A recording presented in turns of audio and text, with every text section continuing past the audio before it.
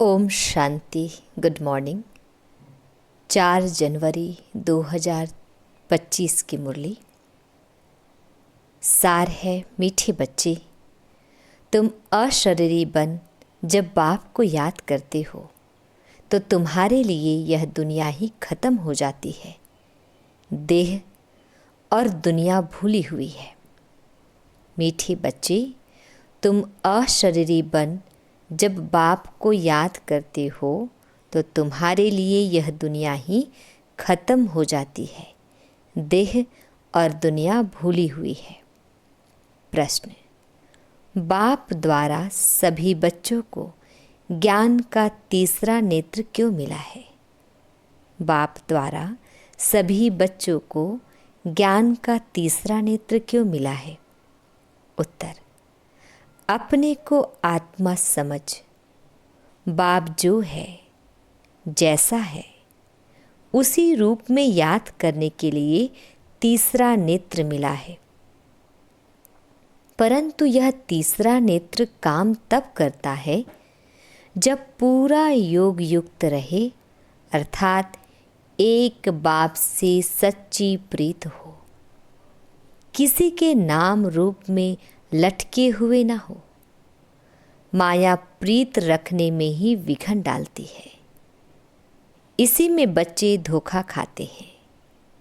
गीत: मरना तेरी गली में, जीना तेरी गली में। ओम शांति। डिटेल है: सिवाय तुम ब्राह्मण बच्चों के इस गीत का अर्थ कोई समझ ना सके। जैसे वेद शास्त्र आदि बनाए हैं, परंतु जो कुछ पढ़ते हैं उसका अर्थ नहीं समझ सकते। इसलिए बाप कहते हैं, मैं ब्रह्मा मुख द्वारा सब वेदों शास्त्रों का सार समझाता हूँ। वैसे ही इन गीतों का अर्थ भी कोई समझ नहीं सकते। बाप ही इनका अर्थ बताते हैं। आत्मा जब शरीर से न्यारी हो जाती है तो दुनिया से सारा संबंध टूट जाता है। गीत भी कहता है, अपने को आत्मा समझ अशरीरी बन बाप को याद करो तो यह दुनिया खत्म हो जाती है। यह शरीर इस पृथ्वी पर है। आत्मा इनसे निकल जाती है तो फिर उस समय उनके लिए मनुष्य सृष्टि है नहीं। आत्मा नंगी बन जाती है। फिर जब शरीर में आती है तो पाठ शुरू होता है। फिर एक शरीर छोड़ दूसरे में जाकर प्रवेश करती है। वापिस महतत्व में नहीं जाना है, उड़कर दूसरे शरीर में जाती है। यहाँ इस आकाश तत्व में ही उनको पाठ बजाना है। मूल वतन में नहीं जाना है। जब शरीर छोड़ते हैं तो न यह कर्म बंधन न वह कर्म बंधन रहता है। शरीर से ही अलग हो जाते हैं ना। फिर दूसरा शरीर लेते तो वह कर्म बंधन शुरू होता है। यह बातें सिवाय तुम्हारी और कोई मनुष्य नहीं जानते। बाप ने समझाया है, सब बिल्कुल ही बेसमझ है, परंतु ऐसे कोई समझते थोड़े ही हैं। अपने को कितना अक्लमंद समझते हैं। पीस प्राइज देते रहते हैं। या भी तुम ब्राह्मण कुलभूषण अच्छी रीति समझा सकते हो। वह तो जानते ही नहीं कि पीस किसको कहा जाता है। कोई तो महात्माओं के पास जाते हैं कि मन की शांति कैसे हो। या तो कहते हैं वर्ल्ड में शांति कैसे हो। ऐसे नहीं कहेंगे कि निराकारी दुनिया में शांति कैसे हो। वह तो है ही शांति धाम। हम आत्माएं शांति धाम में रहती हैं, परंतु यह तो मन की शांति कहते हैं। वह जानते नहीं कि शांति कैसे मिलेगी। शांति धाम तो अपना घर है। यहाँ शांति कैसे मिल सकती? हाँ, सतयुग में सुख, शांति, संपत्ति सब है, जिसकी स्थापना बाप करते हैं। यहाँ तो कितनी अशांति है, यह सब अब तुम बच्चे ही समझते हो। सुख, शांति, संपत्ति भारत में ही थी। वह वर्षा था बाप का, और दुख, अशांति, कंगालपना यह वर्षा है रावण का। यह सब बातें बेहद का बाप बैठ बच्चों को समझाते हैं। बाप परमधाम में रहने वाला नॉलेजफुल है, जो सुखधाम का हमको वर्षा देते हैं। वह हम आत्मा को समझा रहे हैं। यह तो जानते हो नॉलेज होती है आत्मा में। उनको ही ज्ञान का सागर कहा जाता है। वह ज्ञान का सागर इस शरीर द्वारा वर्ल्ड की हिस्ट्री, ज्योग्राफी समझाते हैं। वर्ल्ड की आयु तो होनी चाहिए ना। वर्ल्ड तो है ही, सिर्फ नई दुनिया और पुरानी दुनिया कहा जाता है। यह भी मनुष्य को पता नहीं। न्यू वर्ल्ड से ओल्ड वर्ल्ड होने में कितना समय लगता है। तुम बच्चे जानते हो कलयुग के बाद सतयुग जरूर आना है।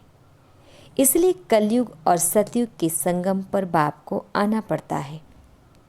यह भी तुम जानते हो परम पिता परमात्मा ब्रह्मा द्वारा नई दुनिया की स्थापना शंकर द्वारा विनाश कराते हैं। त्रिमूर्ति का अर्थ ही यह है, स्थापना, विनाश, पालना। यह तो कॉमन बात है, परंतु यह बातें तुम बच्चे भूल जाते हो। नहीं तो तुमको खुशी बहुत रहे, निरंतर याद रहनी चाहिए। बाबा हमको अब नई दुनिया के लिए लायक बना रहे हैं। तुम भारतवासी ही लायक बनते हो, और कोई नहीं।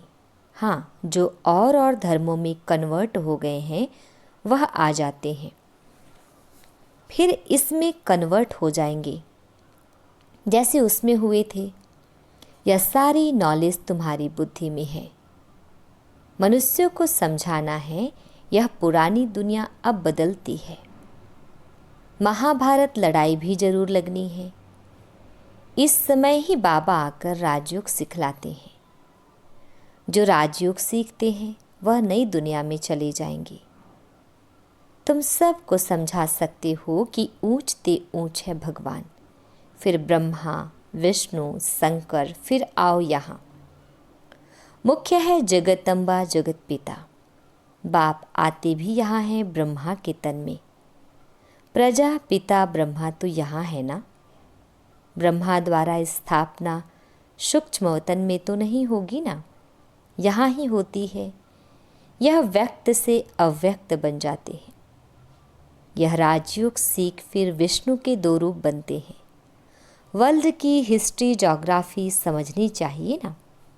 मनुष्य ही समझेंगे। वर्ल्ड का मालिक ही वर्ल्ड की हिस्ट्री, ज्योग्राफी समझा सकते हैं। वह नॉलेजफुल, पुनर्जन्म रहित है। यह नॉलेज किसकी बुद्धि में नहीं है। परखने की भी बुद्धि चाहिए ना। कुछ बुद्धि में बैठता है या ऐसे ही है, नब्ज देखनी चाहिए। एक अजमल खां नामी ग्रामी वैद्य होकर गया है। कहते हैं देखने से ही उनको बीमारी का पता पड़ जाता था। अब तुम बच्चों को भी समझना चाहिए कि यह लायक है या नहीं।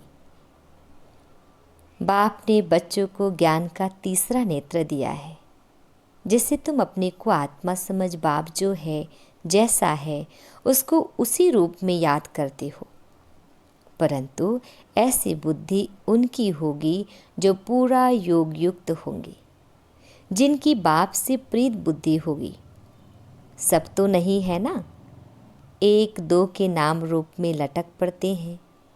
बाप कहते हैं प्रीत तो मेरे साथ लगाओ ना।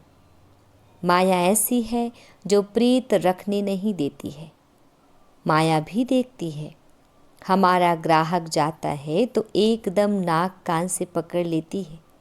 फिर जब धोखा खाते हैं तब समझते हैं माया से धोखा खाया। माया जीत जगत जीत बन नहीं सकेंगे, ऊंच पद पा नहीं सकेंगे। इसमें ही मेहनत है। श्रीमत कहती है माँ में कम याद करो तो तुम्हारी जो पतीत बुद्धि है वह पावन बन जाएगी। परंतु कईयों को बड़ा मुश्किल लगता है। इसमें सब्जेक्ट एक ही है, अलफ और बे। बस 2 अक्षर भी याद नहीं कर सकते हैं। बाबा कहे अलफ को याद करो, फिर अपनी देह को, दूसरे की देह को याद करते रहते हैं। बाबा कहते हैं देह को देखते हुए तुम मुझे याद करो। आत्मा को अब तीसरा नेत्र मिला है, मुझे देखने समझने का, उससे काम लो। तुम बच्चे अभी त्रिनेत्री त्रिकालदर्शी बनते हो, परंतु त्रिकालदर्शी भी नंबरवार है। नॉलेज धारण करना कोई मुश्किल नहीं है। बहुत ही अच्छा समझते हैं, परंतु योग बल कम है। देही अभिमानीपना बहुत कम है। थोड़ी बात में क्रोध गुस्सा आ जाता है, गिरते रहते हैं, उठते हैं गिरते हैं। आज उठे कल फिर गिर पड़ते हैं। देह अभिमान मुख्य है, फिर और विकार लोभ मोह आदि में फंस पड़ते हैं। देह में भी मोह रहता है ना। माताओं में मोह जास्ती होता है। अब बाप उससे छुड़ाते हैं। तुमको बेहद का बाप मिला है, फिर मोह क्यों रखते हो? उस समय सकल बातचीत ही बंदर मिसल हो जाती है। बाप कहते हैं नष्टो मोहा बन जाओ, निरंतर मुझे याद करो। पापों का बोझा सिर पर बहुत है, वह कैसे उतरे? परंतु माया ऐसी है, याद करने नहीं देगी। भल कितना भी माथा मारो, घड़ी घड़ी बुद्धि को उड़ा देती है। कितनी कोशिश करते हैं हम मोस्ट बिलवेड बाबा की ही महिमा करते रहे। बाबा बस आपके पास आए कि आए, परंतु फिर भूल जाते हैं। बुद्धि और तरफ चली जाती है। या नंबर 1 में जाने वाला भी पुरुषार्थी है ना। बच्चों की बुद्धि में यह याद रहना चाहिए कि हम गॉड फादरली स्टूडेंट हैं। गीता में भी है भगवान उवाच, मैं तुमको राजाओं का राजा बनाता हूँ। सिर्फ शिव के बदले श्री कृष्ण का नाम डाल दिया है। वास्तव में शिव बाबा की जयंती सारी दुनिया में मनानी चाहिए।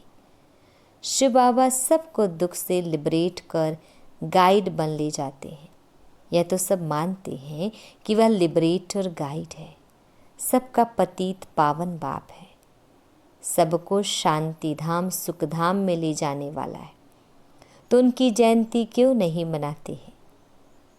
भारतवासी ही नहीं मनाते हैं, इसलिए ही भारत की यह बुरी गति हुई है। मौत भी बुरी गति से होता है। वह तो बॉम्ब्स ऐसे बनाते हैं, गैस निकला और खलास, जैसे क्लोरोफॉर्म लग जाता है। यह भी उन्हों को बनाने ही है। बंद होना इम्पॉसिबल है। जो कल्प पहले हुआ था सो अब रिपीट होगा। इन मुश्किलों और नेचुरल कैलेमिटीज से पुरानी दुनिया का विनाश हुआ था, सो अभी भी होगा। विनाश का समय जब होगा तो ड्रामा प्लान अनुसार एक्ट में आ ही जाएंगे।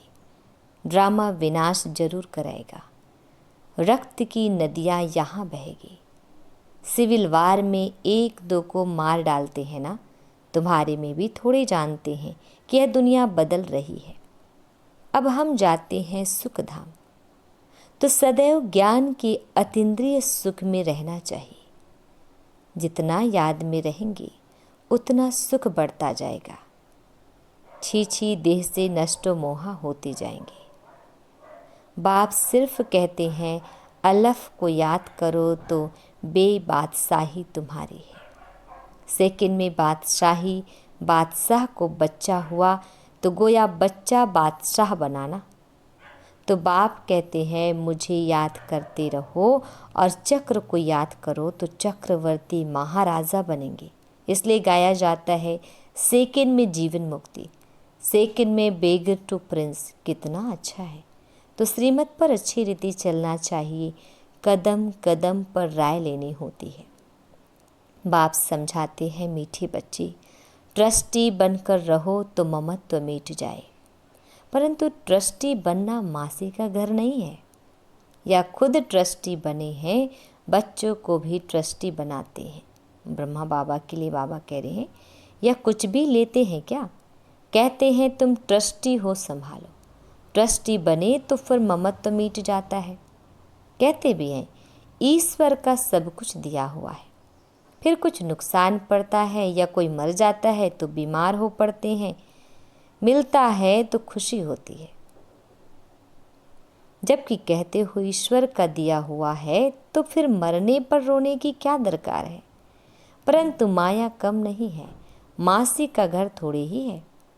इस समय बाप कहते हैं तुमने हमको बुलाया है कि इस पतित दुनिया में हम नहीं रहना चाहते, हमको पावन दुनिया में ले चलो, साथ ले चलो। परंतु इसका अर्थ भी समझते नहीं।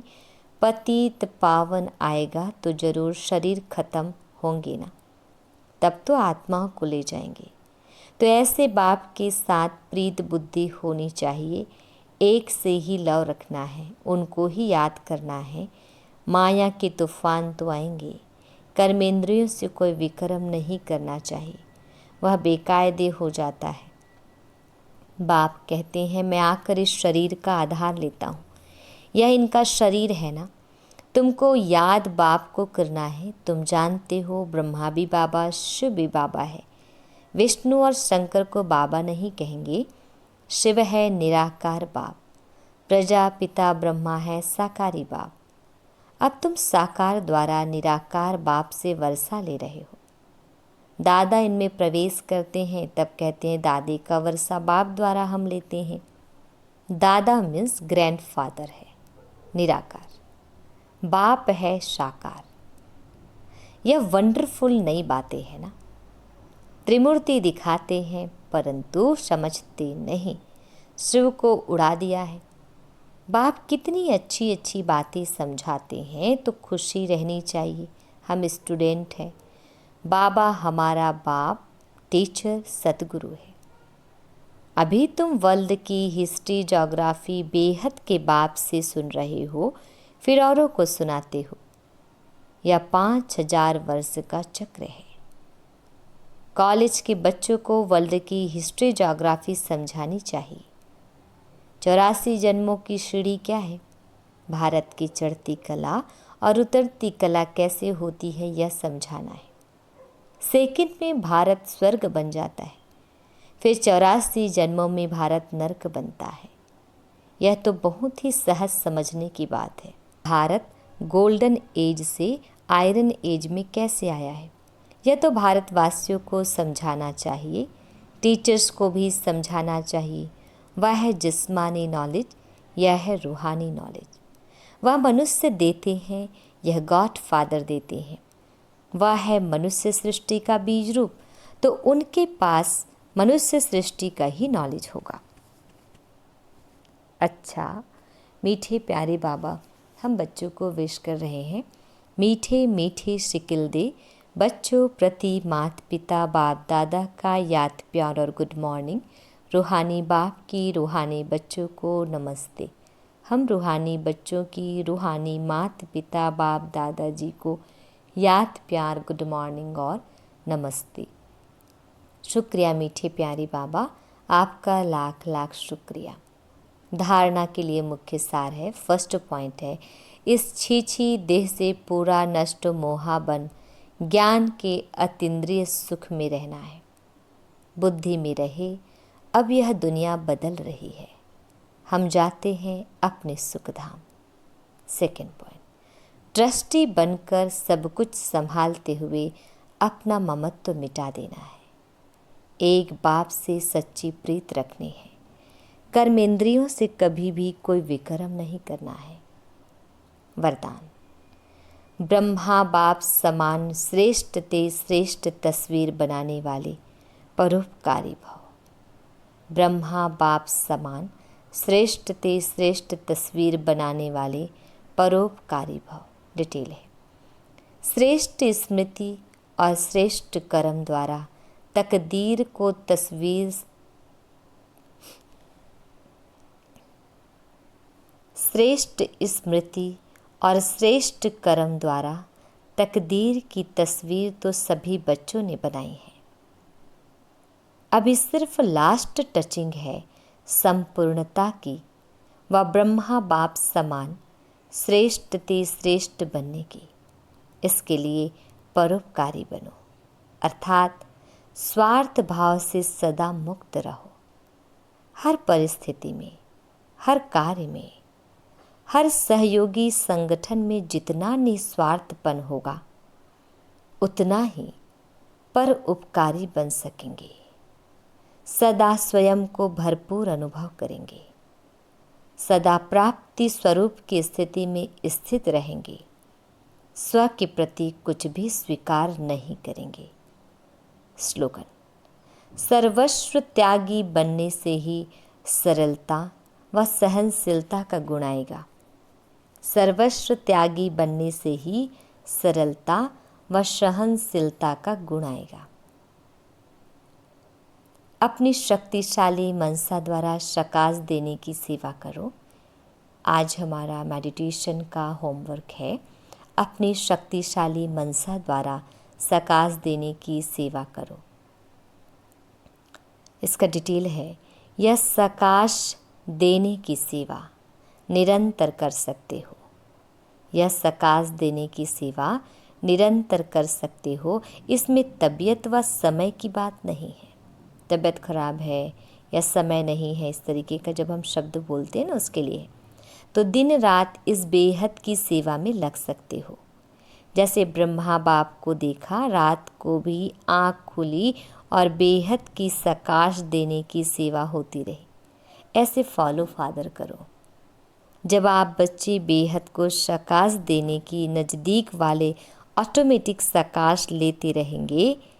इस बेहद की शकाश देने से वायुमंडल ऑटोमेटिक बनेगा। ओम शांति।